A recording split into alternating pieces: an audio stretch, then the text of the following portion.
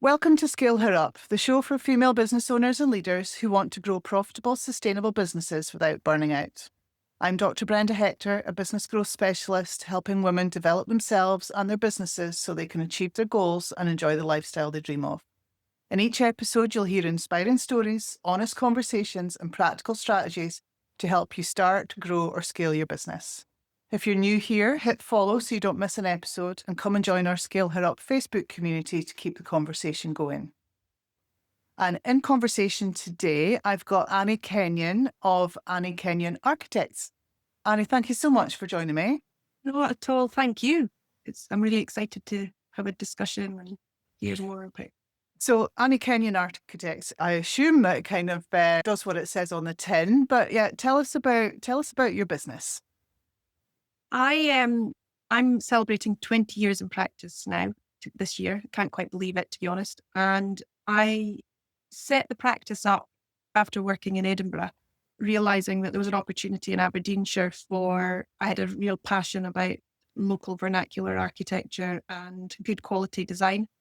And I thought, rather than working for somebody else, there may be an opportunity. I'd always had it in me to have my own business. So I went about looking into, was there a market? Was there a demand? And quite quickly it became apparent that I had a lot of connections in Aberdeenshire after I was born in Turniff. So coming back up to the Shire was just part of the journey. And I set the business up as a sole practitioner 20 years ago. Makes me feel very old. And then it's organically grown into something that is pretty amazing and something that I'm very proud of because of the team that have come with me on that journey. Some are still with me and some are not, but we've all had, I think, a real passion for the design and for the Aberdeenshire landscape. So it's very much about doing something.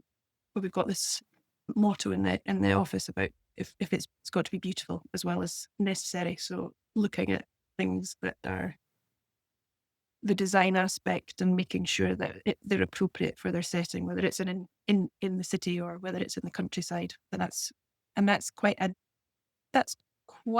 a balance when you're trying to run a business. And I'm doing a lot of work on that at the moment, actually, looking at the business side and the creativity side. I guess that's. Oh, don't know what happened there.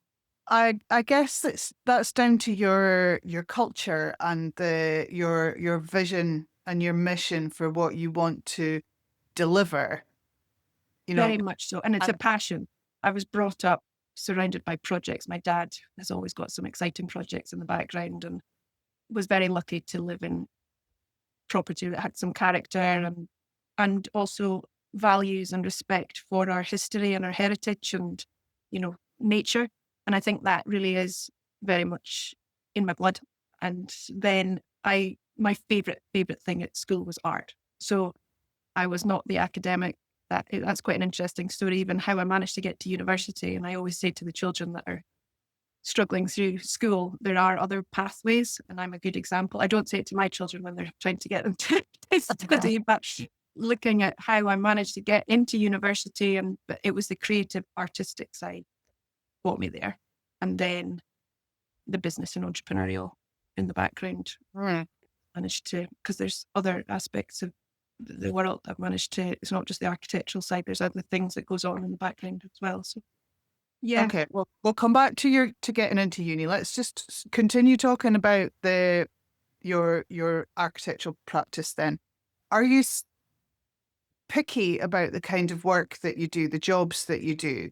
Yeah. So it's funny because I always remember I was in tears because when I set up after 6 months, it was all people that I knew or a friend that had suggested, or there was always a connection. And then I got this phone call from somebody that was heard about me, and I didn't have a connection with them, and I was so excited. And I went out to see them, and they were looking for something that was not part of my value or vision, and something that I didn't think was appropriate, and I didn't think the right response for Aberdeenshire, etc., etc. And I got in the car and I just cried because I thought, I'd managed to get my first new project. And I always remember my dad saying to me, well, if you take it on, you are then going to be reflecting that as part of your portfolio, and that's what you do. So you've got to be very strong. You've got to be great and strong, and this is what is important to me, and this is what I want the business to be promoting and reflecting. And it was a hard thing to do because you're trying to make money. The early days, for sure. Early days, but I did say no, thank you, very politely.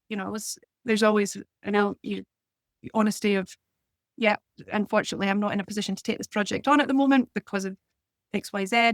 And I'm so glad I did that, because then it made space and time, and people started to understand what it was about. And I've got so many thankful so many people that gave me the opportunity to show the creativity and the design aspect, which then gave me a portfolio of things that I could show people that this is what it's about, and they could see the vision. So yeah, I think it's very important if you're in that business sense, it's what do you want to do? What do you enjoy? Where's your genius zone of looking at, this is what we're good at and this is what it's all about.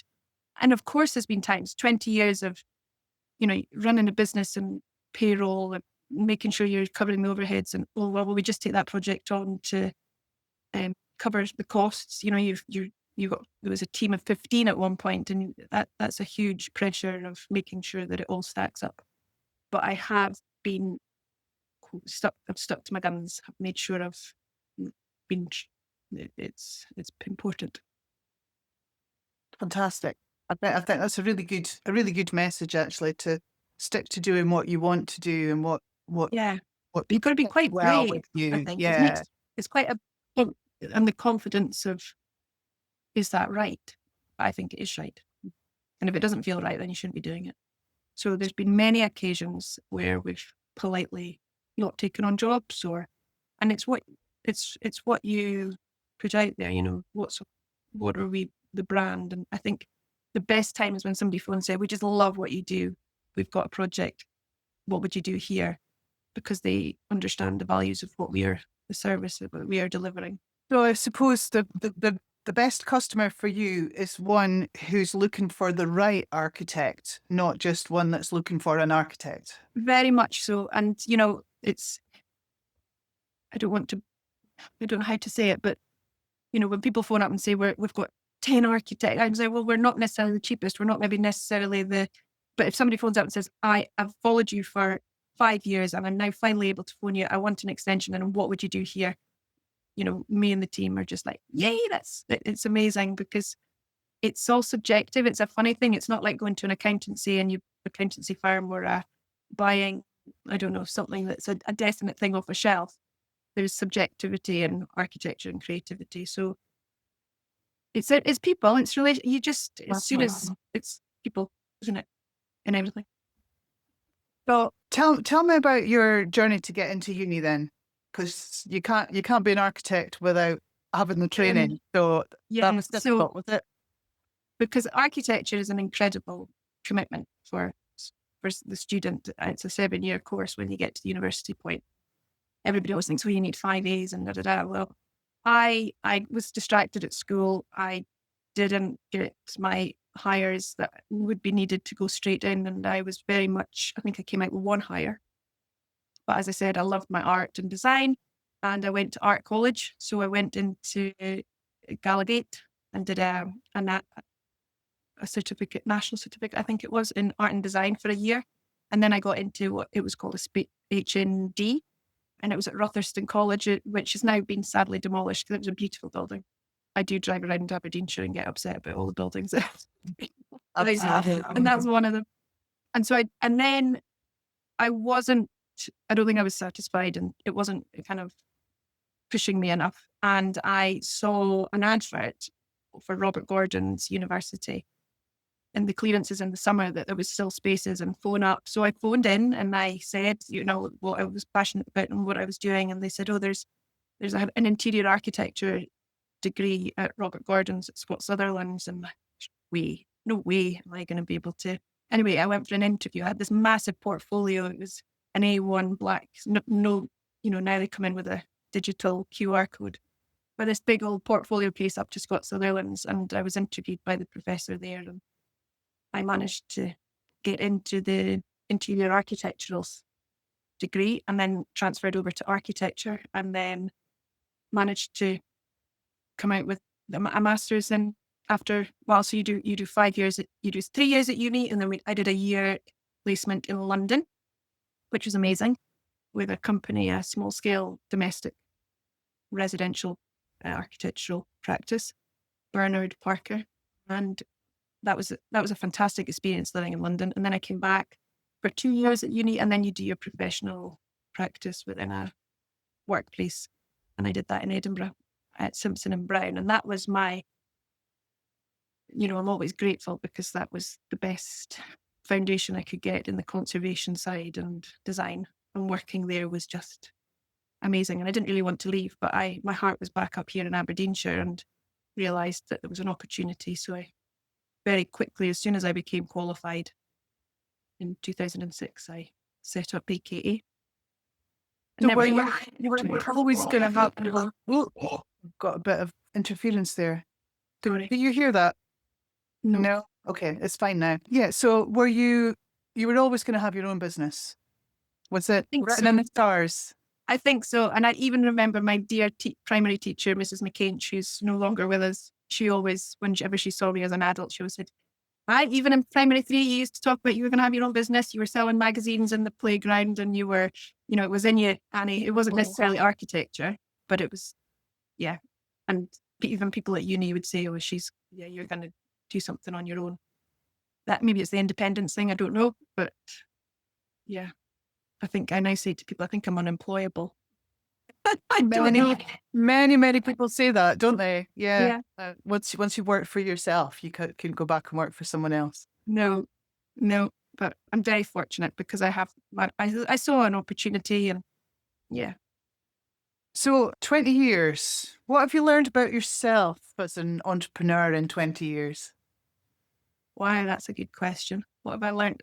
I think I've learned that actually I'm looking at a lot of not ideas, but reflecting on how I've done it and what I would have maybe done differently. And again, it comes down to the people. You kind of think, oh, it's all this responsibility on your shoulders and I've got to do everything from, the whole thing myself. And but actually there's the team around you are the most important part of the whole thing. And even not within the team, out with. So my business coach, my mentors, the health, people within the gym, all these that are making the whole of me a better person. And actually I maybe regret that I've not done that sooner because you get into this rat race. But then obviously as a female, I've also had 4 wonderful children within that 20 years. And so trying to balance the business and 4 healthy children, I got left, you're not the priority. Yeah, you're like down the list of and that's not okay. Then I can look at myself. Yeah, but actually it shouldn't be because if the cogs fall off the wheel of, I'm trying to keep everything going. So I've really enjoyed that over the last couple of years, looking at that side of it. And so that juggle of 4, my goodness, 4 kids. I've only got 3, 4 kids and a business with, at some point, a team of 15 staff. How did you manage? How do you, but for somebody that's, either struggling with the juggle or thinking, I want to have my own business and will I manage to do it with all the other responsibilities? What would be your tips? My tips?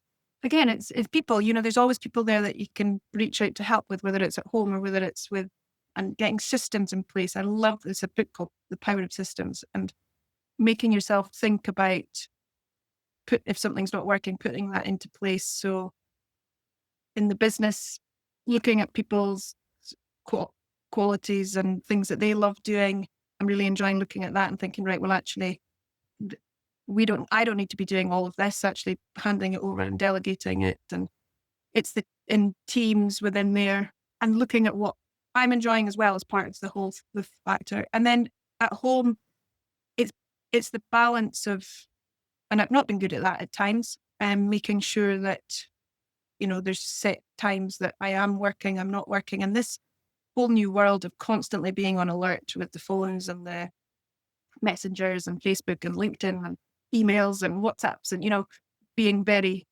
disciplined of not letting that interfere with your home time, because when I have, that doesn't work.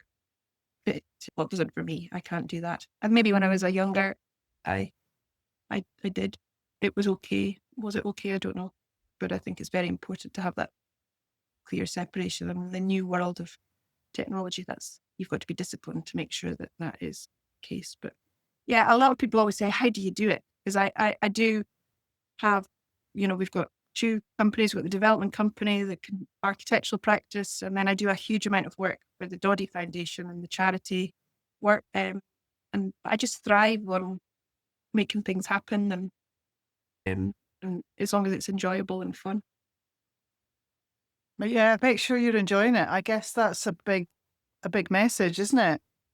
Very much so. My work with the MND Foundation reiterates that tenfold, because losing my mum after, you get diagnosed with MND and in 2 years you're gone. It's very fast, isn't it? It's Yeah. very fast. And Doddy kind of was make the day the best it can be and laugh in any kind of circumstance and keep things fun. And that goes back to my values within the practice. And I always had a wonderful mentor, Tom, probably way back at the beginning. And he talked about, what are the values of the company? And I was, what do you mean? What do I need values for? But we sat down on my values for AKA at that time, and they still are, the element of honesty, whether it's in a communication or in terms of design. Appreciation. So I appreciate everything that we have, and appreciation for nature. It's not just one word. You can think of it in different terms. Creativity, simplicity, and then the last one is fun. Because if you're not fun, then what's the point? And it can all get ever so serious, can't it? It becomes very, very business-like and serious, but we have lots of fun, AKA. I love that. 5 really clear, great values there. And so how important are those values then when you're building your team and bringing people into the business? So important, because if you get somebody that doesn't, do you have to agree with them? You have to respect the values. You have to, and I have been so lucky in 20 years of, again, it's people I just know.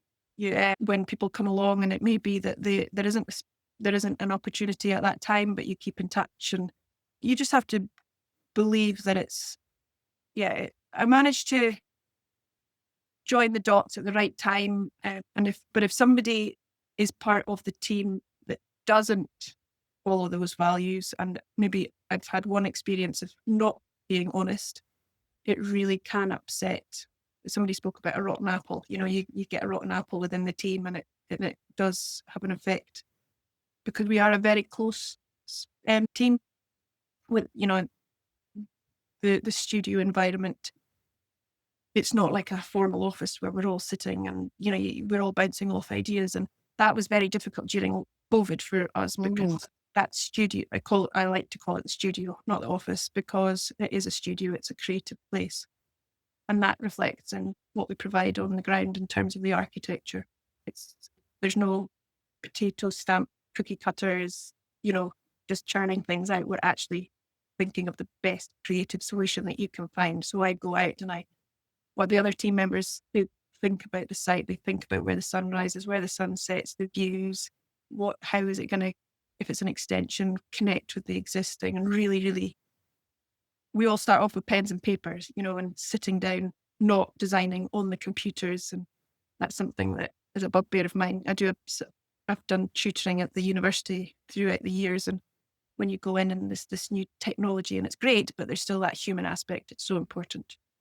But that's a whole different conversation. But the human aspect, I guess, even in you're designing buildings, but they're to be used by people. Exactly. So understanding the people that are going to live or work or whatever in these spaces. And it's so exciting. One of my favourite things is when you go to meet a lovely family, and they've got a beautiful house, but it's not working for them in terms of maybe they need a craft room, or maybe they've had another baby and they need a space, or maybe whatever it is. And you really get to know the client and the space. The complication at the moment is costs, because the values and the the escalation in all the build costs over the last 4 or 5 years is tenfold, and you're trying to keep up with making sure you're designing something that's for their budget. And it's a real jigsaw. But making sure that you know the person really well and the site very well, that's when the magic happens, because you then, wow, I'd never thought of that. And, sometimes when clients come in and say, right, well, we'd like to move the kitchen from here to here and have the extension there. And we sit and we listen and we deliver an option of that, but then we also really test it and show them something completely different. And that's not going to work. And then the next thing they go, that's genius. That means that we've got sunlight in the west and in the evening and whatever, whatever it is.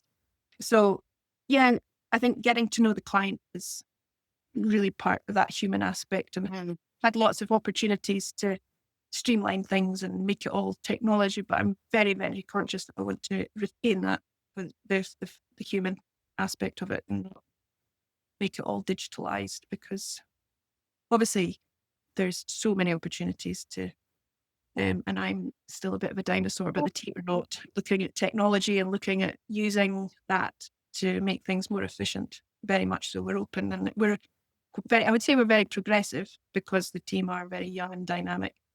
They are keeping everything alive in new ways and systems, and I'm excited to watch and listen because I'm not up there. We do say, if you don't embrace it, you'll be left behind. So yeah, it's good. There's some elements of the tradition of the creative architectural side that I'm quite strong about making sure that we don't lose that, because there are a lot of people that are designing on the computer, and I don't think that's the way that design should go, especially for the residential side of things. I guess that those other people have got different values. Exactly. Yeah. Yeah. So you touched on COVID, lockdown, and everything, but because running a business for 20 years, it's not all roses. What else have been the challenges you've had to face and overcome? Challenges within the architectural practice. It's time. It's making sure that it's how are we marketing enough to get the jobs in, then the cash flow. It's a whole big jigsaw, and you have to keep this wheel turning, and then all of a sudden it's a busy period and you take more staff on, and then all of a sudden it's quiet and you've got to, we've got to find work. And then, do you have to prop it up 1 month? There's been times where are the wages going to be in the bank account at the end of, and it's all on these shoulders. And I've got a good hairdresser. I'm pretty sure it's all meant to be grey. Because it has been, I thought it's obviously been amazing, but there's been a lot of stress and juggle.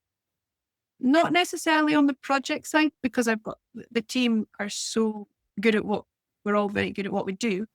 It's that running of the business side and people's expectations. And I've been very strong about communication and trying to make sure that people communicate with our staff, clients, so that, because when communication isn't there, then that's when it goes wrong. Yeah. So with time, making sure that mentoring, I really love mentoring students, and people that come into the practice thrive on learning from myself and Adam, more senior staff. So, but other challenges, I think for any architectural practice, a challenge would be the value of what we provide, because again, it's not a set thing on, it's not a bottle of perfume and boots. That's what that costs. How do you quantify the value of good design? And then when you're up against, there's many, many different practices within Aberdeen. When I set up, there was probably a handful of really cool architects that were doing some nice things. Aberdeenshire probably wasn't known for newer designs. Now we've got some really, really amazing practices. So when people are looking, making, how do you I think that goes back to that being strong about what we're good, what we're about, and the old and the new, and the respecting the heritage. If somebody wants something that's completely different, there are other practices, and making sure that you're reflecting what you are about. But you sometimes lose projects because maybe somebody phones in and says, "So well, they were cheaper," and I'm like, "Well, it's a different service. It's not apples for apples." And learning that actually that's okay. And I I think think a lot of business owners struggle with that, pricing their value when it's a yeah, service that they're providing. So, yeah, yeah, that is difficult. And no, I think that's probably a good summary. And then, so oh, yeah, sorry, Annie. On you go. and then my the challenges, my maybe my focus and discipline, because I've got so many lovely ideas, and making sure that my we don't have projects that are unfinished, but making sure that I can focus on what we're good at, because over the years we've tried other things, and making sure that you realize that if that doesn't work, that's okay. You can move on, go back, Well, or it's not a failure. You've tried it. you're a creative.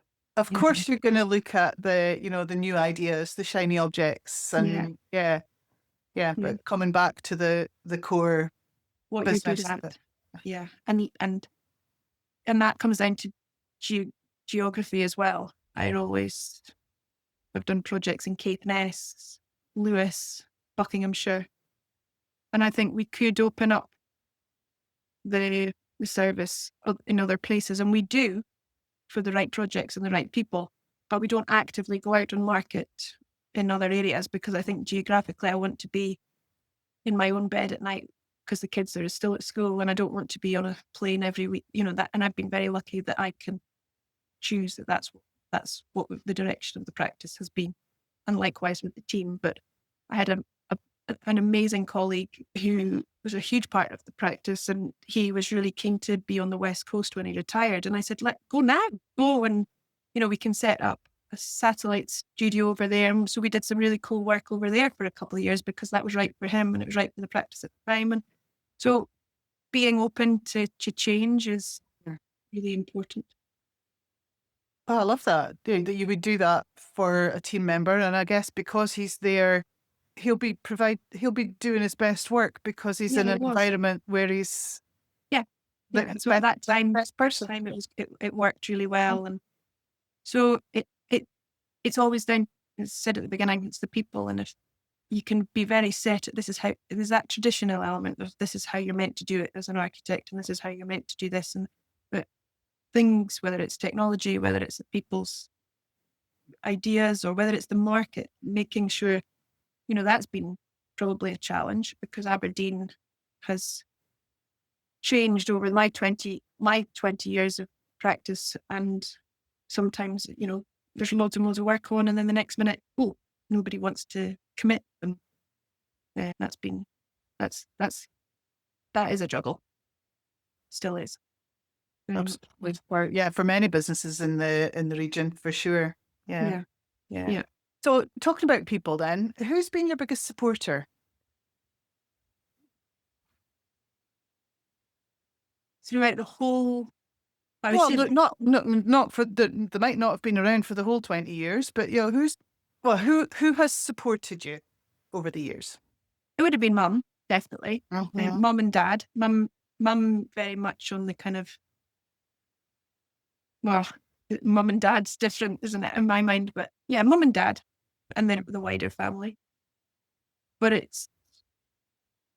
and connections with people, that there's been a few key business mentors that have been huge. In fact, because we're 20 years in practice this year, which I still can't believe I'm saying, the team are excited about doing lots of lovely things. We've got an exhibition coming up, and we thought it'd be good fun. Well, they suggested, do we do 20 people that have influenced or kind of supported you over the 20 years? So that's been really lovely. And I've got a list of people, from business mentors to friends to staff members, that have played a big part in it, because that's the other thing, it's Annie Kenyon Architects, and everybody's like, it's Annie. It's not Annie. It's the team. It's everybody that's behind it. And I get a bit itchy when people say, "Oh, it's Annie." It's like, no, yes, I'm there. Of course I am, but it's everybody. And we've been shortlisted for 2 design awards at the Aberdeen Society, and the dinner is in March, and I can't wait because we're going to take the whole team, and everybody's going to be lovely. Yeah. So you mentioned to me before we started recording that you work with a business coach. Tell me, I'd always like to have a guest on who's got a business coach. Obviously, I'm a bit biased. I think every Yeah. I business think should have everybody one. should have. But And I yeah, wish, tell us yeah. about the benefits. Oh, it's just, I so wish that I had done it 10 years ago, if not before, because you get coached in whether it's sport or whether it's, why on earth, and people think life coach, you need a life coach for it. Well, I have the difference in the last, is it maybe 18 months is tenfold, and just making me aware of what's important, that thing about me, and it's not just the business, it's the leadership skills, looking at where I am in my genius zones of, the creativity aspect, people and communication. I'm not maybe the person that's going to be doing the detail and the delivery. I'm good at that. And making me recognize that. And then you think about the team and which individual are looking for their kind of best qualities and what they enjoy. So I think, yeah, I'm not here to be an advocate, but definitely it's been one of the best things ever. And he's been an absolute rock through kind of rocky times as well, when you're trying to figure things out, whether it's personal or like work things. So, and looking at resources and things, he's opened me up to all these amazing books and podcasts. And you think that you're the only person that's got this issue, whether it's, I need to have a difficult conversation, or whether it's things aren't working, that Power of Systems book that I talked about. Yeah, I wrote that down. Thank you. Yeah. There's also the Power of Love, and that's even better, I think, because it's all about what you love.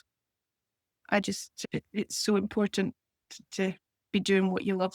And I think if you can look at all these different things, all these books, and I've really enjoyed that over the last 18 months. It's opened up a whole new part of, I want to say this is the next chapter, doing things differently. So what is the next chapter then? Because that's taken me nicely to my next question. Where is 20 years, celebrating 20 years in business? Where does Annie Kenyon's businesses, where are they going next? Oh, it's so exciting. Well, I'm very, as I said originally, I'm very proud of the brand that we've created in terms of the design and what we're all about. And we're now working with, we've got my business, the life coach, but also a business coach on to look at how we can get the success of the business side of aspect, not the creativity, but the business, so that it's working better for the whole team. So we're doing a lot of work on that. And also we talk about what the challenges are. And I said, I'm probably one of the challenges, because I'm often a bottleneck. They're trying to wait for me for a decision, or Annie's busy doing something else and they can't. So looking at how the team are more involved with everything, and that's really exciting for them as well. And I've also been empowered. Yeah. And it's just, but trying to do those things, like working on the business rather than in it. You have, again, that's something else that my coach is, it's so important, because it's the kind of thing, you put it away to side, and how is it mid-February already? And then the year will go past and you've not done it. So making time for that, and making time to go to events and hear from people that have done it and learn. And I'm really enjoying that. And I've had lots of lovely opportunities over the last 3 or 4 months of, it's funny, it's about talking, because people seem to want to hear about the story now that, it's this 20 years in practice thing. So I laugh every time, but I've got an experience, I've got a journey that I can share, and I've always enjoyed mentoring. So more mentoring, more working with younger people that are coming through, whether it's in the school. We've got a lovely idea that I get so many requests where it's work experience, and I'm thinking I can't say yes to everybody. I want to help. So I'm thinking about a little maybe summer school, a week's architectural summer school which is really cool. And so we're working on that at the moment, and a few more podcasts and events. Very much involved with the Doddy Foundation. I'm very passionate about continuing all my charity work, and I'm also a governor at Robert Gordon's school. So I love that. The whole community is just amazing, and helping where I can there. So maybe kind of not, I don't want to ever stop designing, but maybe looking at how I'm less involved in the nitty gritty of getting planning or getting warrants. I'm more the creative, looking at the overview, meeting the lovely clients and designing, but then letting the team run with it, because that's actually when the magic happens. The projects that are up for the awards, it's not me that's done it all, it's the team. So that's what I want to try and be quite, again, strong with this, right? What do I enjoy and what are the good bits? And I love people and networking and meeting and making things happen. So who knows what that will bring. Fantastic. So, do you have a piece of advice for another woman who's looking to start or scale their business? Do I have, advice? I'm not sure. If I was going to give anybody some advice about scaling up, I think it's, again, looking at what are the real values? What do you want? Because you can almost be careful for what you wish for, because you can wish that something is going to be what you imagine, but actually when you get there, it's not. And being strong enough to realize that and make, and that's happened as well. What I notice sometimes is that people feel that they should do this because that's what's expected of them, but it's not actually their goal. It's like somebody else's goal. Somebody else's goal or somebody else's judgment. And that was something I remember Mum always saying, you should never do what if you should be doing it. Is that the right thing? I don't think you should do something because you feel like you should do it. It's because you love doing it. I had a guest on a few weeks ago, and she said, "Stop shooting yourself." Yeah, I agree. Yeah, I agree. But it's difficult, isn't it? Because it's not just there's commitments and there's responsibilities and pressures that you have to consider.